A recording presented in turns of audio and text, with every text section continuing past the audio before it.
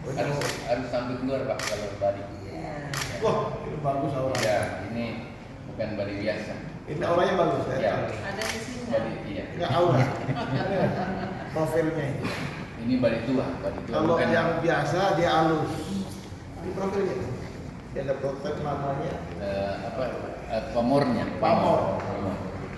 Pamor itu di bawah. Iya, aura ya. Bagus ya.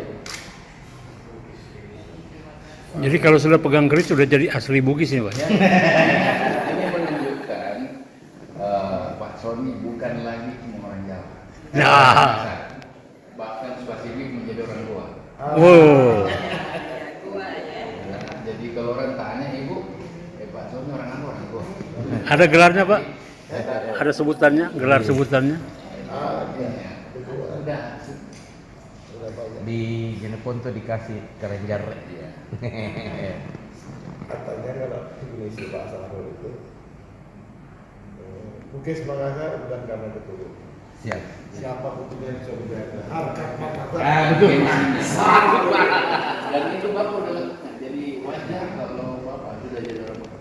Ya itu. Dan hebatnya orang Makassar Pak, di mana-mana dia kompak dan tidak merusak. Ya. Jadi bagus.